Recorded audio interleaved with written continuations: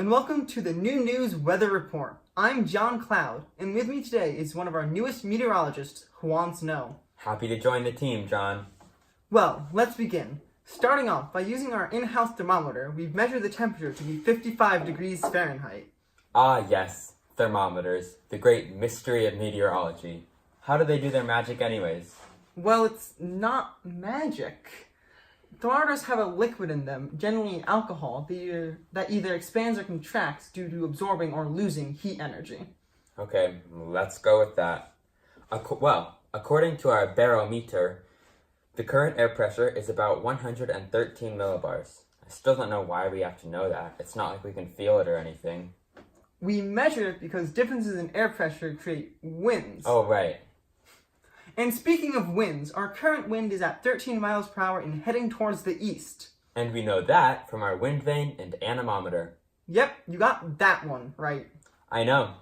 We have winds at 13 miles per hour east. Well, so close, but no, we have a 13 miles per hour west wind, because winds are named for the direction that they originate from, not where they're going. My bad. You know, if it weren't for that whole insulation from the sun thing, we wouldn't have to worry about any of this weather stuff. What's that called? The greenhouse effect? No, the greenhouse effect is from gases in the atmosphere that absorb energy that radiates from the Earth. It's what allows us to live. Oh, and one of those greenhouse gases is water vapor, which gets into the air through boiling, right? Kind of. Water gets into the air through evaporation, not boiling. That would require temperatures of 212 degrees. Alright, I guess I'll just stick to the script. In just a moment, we should be receiving our current dew point and relative humidity. Now let's cut to one of our other meteorologists receiving those measurements by using a sling psychrometer.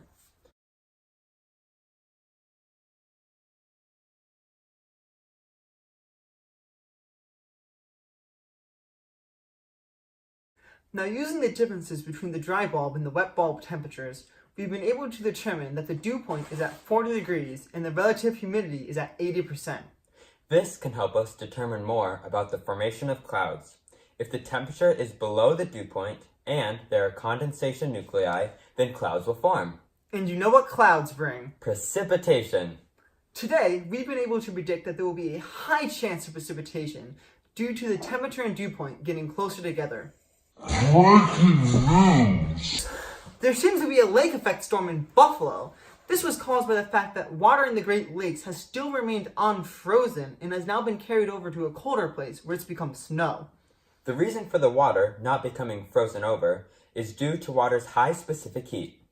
Another interesting effect caused by water's specific heat is the rotation between land and sea breezes. Let's go to a nearby water source to check that out. During the day, the land heats up much faster than the water, so there is a sea breeze. However, during the night, the reverse is true, where the land cools much faster, so there's a land breeze.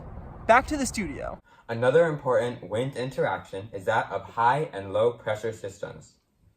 High pressure systems have centers of high pressure and contain cool and dry air, while low pressure systems are the opposite way. As well, high pressure systems flow counterclockwise and inward. Please ignore that last sentence. High pressure systems flow outward and in a clockwise rotation, while low pressure systems flow inward in a counterclockwise rotation. What happened to reading the script? I forgot to put in my contacts this morning. I'm disappointed, but not really surprised. On a larger scale, winds will be blowing from west to east across the U.S. due to prevailing winds known as westerlies.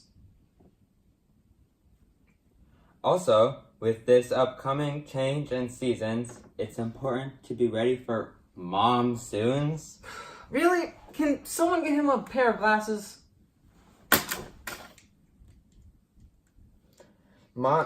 These aren't my glasses.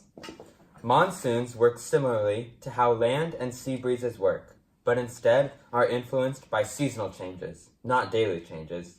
The prevailing wind near large bodies of water and land will reverse when the seasonal temperatures shift. Another important aspect in our forecasting are incoming air masses. Air masses are large bodies of air that have similar temperature and humidity. The temperature and humidity of an air mass are determined by where the air mass is flowing. At the boundaries of air masses, there are fronts. Cold fronts bring colder weather and heavy precipitation, while warm fronts will bring warm weather and long-lasting precipitation. You can tell whether a cold or warm front is approaching depending on what clouds you see coming in the distance.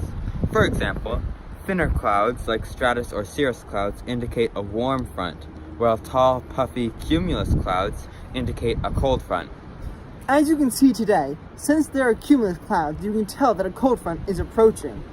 Fronts can also lead to the formation of mid-latitude cyclones, which are just low-pressure system storms. They start as a cold and warm front blow in opposite directions past each other, creating a swirl. Eventually, the cold front will catch the warm front, causing a type of front called an occluded front. From there, the storm will begin to dissipate.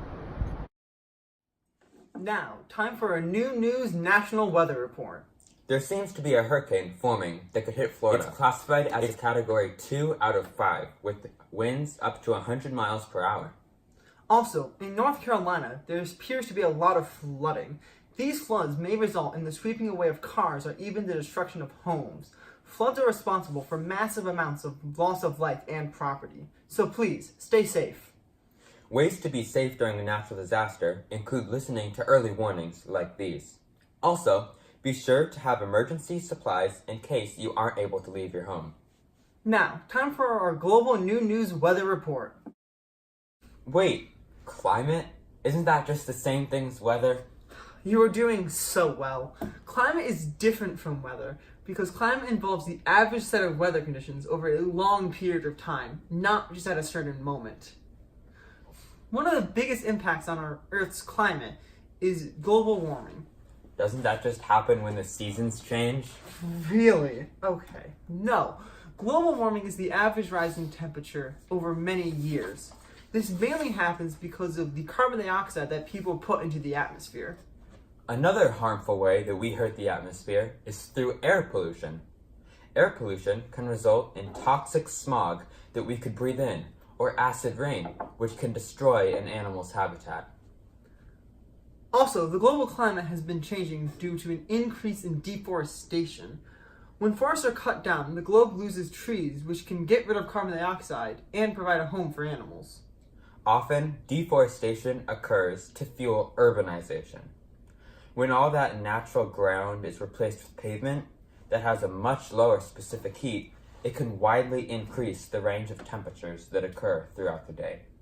However, climates near large bodies of waters don't have this problem. Once again, due to water's high specific heat, bodies of water are able to moderate a place's temperatures. You know, John, another interesting effect that oceans can have is that they can bring warmer water to areas and make them warmer as a result. This means that places like Britain can actually be warmer than places like New York, even though Britain is much further away from the equator, which I find incredibly unfair. I second that. Well, that's all the time we have for today. Thank you for tuning in. I'm John Cloud. And I'm Juan Snow. And this has been your New News Weather Report.